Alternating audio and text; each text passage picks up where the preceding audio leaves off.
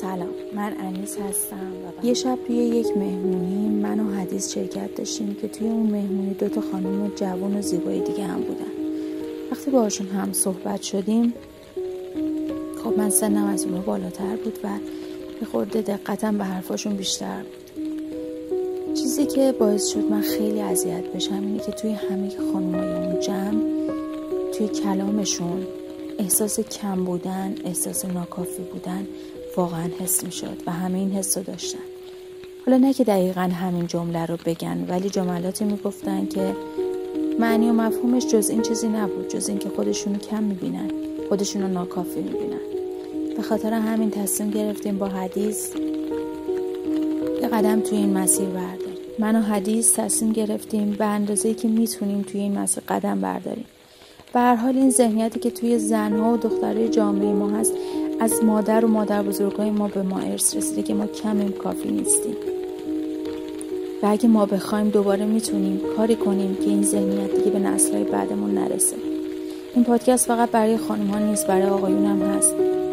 چون اگر دقت کنیم بعضی موقع‌ها مردهای زندگیمون هم ناخودآگاه باعث میشن که ما همین حس رو داشته باشیم، احساس اینکه کمیم. اگر تو دور و برتون نگاه کنید میبینید که چه دخترهایی هستن که در عین عالی بودن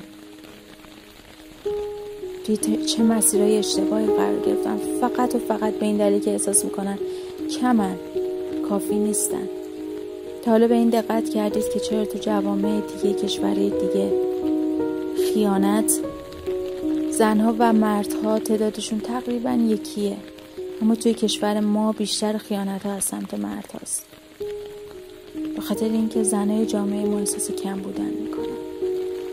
من خیانت رو تایید نمی کنم، حرفم چیز دیگری. امیدوارم که منظورم متوجه شده باشه. من و حدیث به اندازه خودمون تا جایی که بتونیم میخوایم توی این مسیر قدم بذاریم و زنایی رو معرفی کنیم که خودمون از شنیدن زندگیشون به وجد اومدیم و مطمئنم بی تاثیر نیست برای زنای جامعه ما. و ممنون میشم اگر شما هم قدمی توی این مسیر برای ما بردارید که باعث بشیم حداقل نسل آینده‌مون دست از این کم بودن و ناراضی بودن از خودشون بردارن.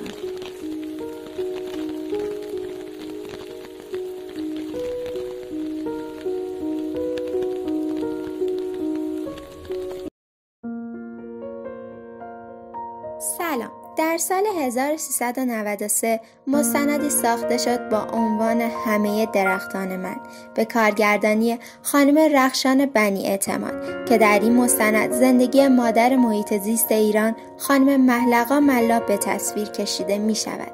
محلقا ملا دختر خدیجه افضل وزیری و آقا بزرگ ملا و نوه بیبی خانم اسدآبادی در روز 31 شهریور 1296 به دنیا آمد. او فعال محیط زیست و بنیانگذار سازمان غیردولتی زیست محیطی جمعیت زنان مبارزه با آلودگی محیط زیست است و از وی به عنوان مادر محیط زیست ایران یاد می شود. محلقا ملا همکنون 103 سال دارد و ساکن تهران است. محلقا ملا هنگامی که پدر و مادرش با کاروان برای زیارت به مشهد می رفتند در کاروانسرای عباسی در میان راه به دنیا آمد. پدرش آقا بزرگ ملا به دلیل داشتن منصب دولتی در شهرهای مختلف ساکن می شد. به همین دلیل محلقا در شهرهای مختلفی مانند مشهد، قوچان، اصفهان، دامغان، همدان و کرمانشاه تحصیل کرد. او بعد از تحصیل در فلسفه، علوم اجتماعی، جامعه شناسی و کسب مدرک فوق لیسانس در دانشگاه تهران برای ادامه تحصیل عازم پاریس شد و با مدرک دکترا در رشته علوم اجتماعی به ایران بازگشت. در فرانسه دوره کتابداری در کتابخانه ملی فرانسه را نیز گذراند. محلقا ملا در سال 1347 به ریاست کتابخانه مؤسسه تحقیقات روانشناسی برگزیده شد. پس از بازنشستگی در سال 1356 از طرف سازمان بازرسی کل کشور دعوت به کار شد و در گروه تحقیق آن مشارکت و مشکلات محیط زیست تهران را بررسی کرد. او همواره در راه مبارزه برای جلوگیری از آلودگی محیط زیست و آموزش حفاظت از آن تلاش کرده است. جامعه و فعالان محیط زیست عنوانهایی مانند بهترین شخصیت میراث طبیعی و دوستدار محیط زیست به او دادند.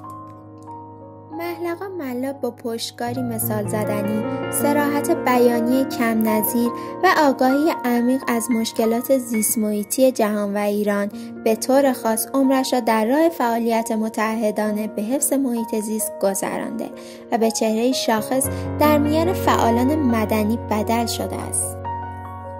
از خدیجه ملاباجی و بیبی خانم از سرابادی، مادر دختری که یکی معلم دربار ناصرالدین شاه و دیگری بنیانگذار نخستین مدرسه دخترانه ایران بود، تا خدیجه افضل وزیری، روزنامه‌نگار و فعال حقوق زنان، و حالا محلقا ملا، مدیر عامل جمعیت زنان مبارزه با آلودگی محیط زیست. گویی همه زنان این خانواده پیوندی جدا ناشدنی با علم و فرهنگ و فعالیت‌های مدنی دارند، به گونه‌ای که هر کدامشان در زمره زنان سرشناس عصر خود بودند.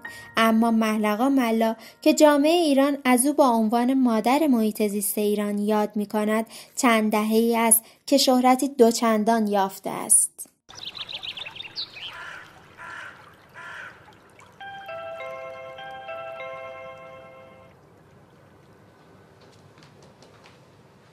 لقا جون ببخشید، این تلویزیون ما میخوایم موقع فیلم برداری برداریم از اینجا، معمولا خیلی ازش استفاده میکنیم؟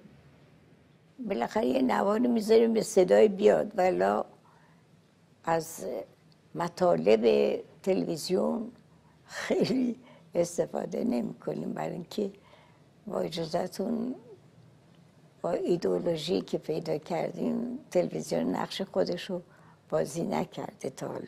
یه دونه چاله اون ته بود، ما میومدیم ازتون کود میگرفتیم، همه آشغال خونه رو توش میریختین. بله. هنوز هست؟ بله بیش از 60 ساله بله تو این خونه نشستیم، هیچ وقت زباله بیرون نداده بودیم. یواش میتونیم بشینید سر جاتون. نه من خسته بشم. چرا یه وقت هم یه سر پا وای بسیم. خستگی مادر جان خوبه، برای اینکه شما تا خسته نشید از استراحت لذت نمیبرید. درختای حیات خودتونم خودتون کاشتین؟ بودین بله، زمانی همسرم بله. همسر من یک رفیق بود، چون اولم که با هم ازدواج کردیم گفتم واسه من شوهر نمیخوام، من یک دوست میخوام، یک رفیق، و اون قبول کرد. تا آخرم به همون شکل بود با من. یعنی در تمام برنامه هایی که ما میرفتیم اون بود. این داجا کلل هست با مامان، با مامانه. اینم مهری خواهرمه با مامان. اینم مادر بزرگ بیبی خانم. بله. بیبی خانم استرابادی اینجا نوشته. بله.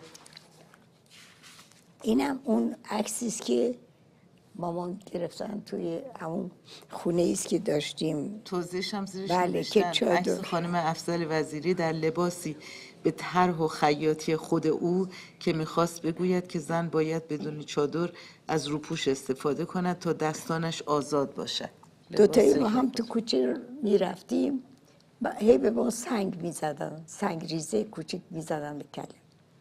یه سنگ خورد اینجای من شروع کردم گریه کردن. گفت گریه نمی کنی یا مبارزه است، گریه نمی کنی مبارزه است، یادت نره. این موجود مبارز برای خاطر بچه هایی که دنیا آورده بود اینقدر رنج تحمل کرد که یه روزی من نشستم گفتم مادر آخه برای چی اینقدر تحمل کردی؟ یه نگاهی به من کرد و گفت برای اینکه تو سری نخوری. من پیرزن قزقزی تا آخرین لحظه حیات معتقدم که خدمت کنیم. این خدمت از طرف من از چه تاریخ، از چه کانالیه؟ از کانال آموزش. آموزش چی؟ آموزش اولا واقعیت ها که من کی هستم، از کجا اومدم، آدم شدم. باید ببینم که طبیعت منو آدم کرده، این طبیعت مورد احترامه. خلاصه منم که یه پیرزن وطن پرست، شاید احمق ببخشید، خیلی رنج میکشم و معتقدم باید صدامو بلند کنم هر جوری هست. یه پیرزنی الان 22 ساله داره ناله میکنه، 22 ساله سرش تو هر سولاخی کرده، تو این وزارت خونه رفته، تو اون وزارت خونه رفته، با این حرف زده، با اون حرف زده، به هیچ جا نرسیده. یه کارایی هم کردین خانم ملا؟ خیلی کار. هیچ کاری. مثلا وقتی سیل نکا اومد یا سیل گلستان اومد، این کارایی که کردین برای اینکه مستند سازی بکنید تخریب جنگل‌های شمالو خیلی مؤثر بود. بالاخره 2-3 سال بعدش طرح زیادت از جنگل‌ها توی دولت تصویب شد. دولت بالاخره جلوی اون همه اعتراضاتی که شما کرده بودید یه جورایی کوتاه اومد. ما کفن کردی پوز نده. نه اصلا این صدای اره برقی در جنگل‌های مازندران رو قطع نمیشه. ولی مثلا جاده پارک ملی گلستانو که می‌خواستن جنگل رو خراب کنن، این همه جمعیت اعتراض کرد، بالاخره این کارو نکردن. آینده رو چگونه می‌بینید؟ آینده این طبیعت رو تو کشور فکر می‌کنید بتونیم جبران کنیم تخریب‌ها و خسارت‌ها رو با یه همچین نسلی؟ من نباید که در این زمینه صحبت کنم، برای خاطر اینکه منفی صحبت کردن اثر بد رو بچه‌ها میذاره. باید مثبت صحبت کرد، باید گفت میتوانیم نجات بدهیم طبیعت رو. بیا من ببوسمت. فدای تو پسر، قربون تو پسر عزیز دلم. اشاره که بتونم مدرسه رو از گوش آقا معلم رو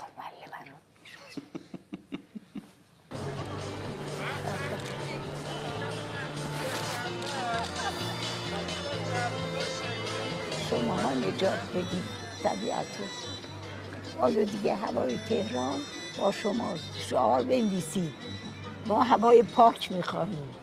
پدران، مادران، ما هوای پاک میخواهیم. بعد یه شعار دیگه بنویسید ما هم بعد از شما حق زندگی داریم. ما هم بعد از شما حق زندگی داریم. قربون همتون برم بچه ها. فقط شما باید نجات بدید. ما پیرا هر چی بگیم یک ذره این آقایان مدیران هم تو بر به ما نگاه میکنن و رد میشن. اساسا کچلمون بر نمیداریم. حالا الان یه کار میکنیم که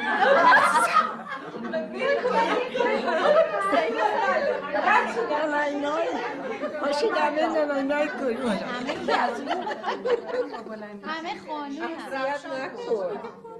خانم بعدی اعتماد بین جلوش خوبه همینجا خانم الله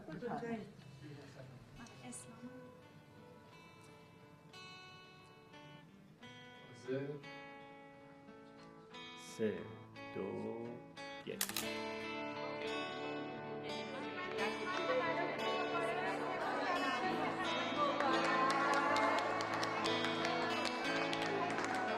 و محلقا ملاح همچنان درخت امید می‌کارد و امید و امید و امید و امید.